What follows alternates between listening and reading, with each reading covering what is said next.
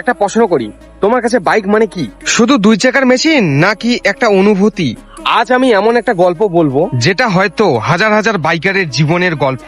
ছোটবেলায় যখন রাস্তায় একটা স্পোর্ট বাইক দেখতাম, তখন শুধু তাকিয়ে থাকতাম, ভাবতাম আমিও একদিন এমন একটা বাইক চালাবো। কিন্তু স্বপ্ন দেখা যত সহজ, সেটা পূরণ করা তত কঠিন।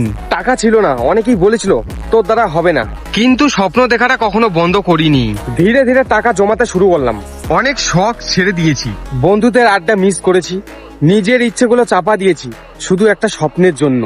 যেদিন প্রথম নিজের বাইকের চাবিটা হাতে পেলাম, মনে হয়েছিল জীবনে একটা বড় যুদ্ধ জিতে গেছি। সেদিনের হাসিটা আজও ভুলতে পারিনি।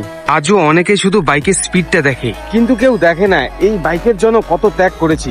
বৃষ্টিতে ভিজেছি, রোদে পুড়েছি, অনেক রাত একা রাইড করেছি। কারণ কিছু কষ্ট শুধু একজন বাইকারই বুঝতে পারে। এই বাইকটা শুধু আমাকে এক জায়গা থেকে আরেক জায়গায় নিয়ে যায়নি, এটা আমাকে হতাশা থেকে আশা পর্যন্ত নিয়ে যায়। তাই আজ একটা কথা বলতে চাই, যদি তোমারও একটা স্বপ্ন থাকে, তাহলে মানুষের কথায় থেমে যেও না। আজ হয়তো কেউ বিশ্বাস করছে না, কিন্তু একদিন তোমার পরিশ্রমে তোমার পরিচয় হবে। আর যদি তুমি মনে করো বাইকটা শুধু মেশিন নয়, একটা অনুভূতি, তাহলে ভিডিওটা লাইক করো, কমেন্ট করো, আর কিং অফ অলবিটকে সাবস্ক্রাইব করতে ভুলো না।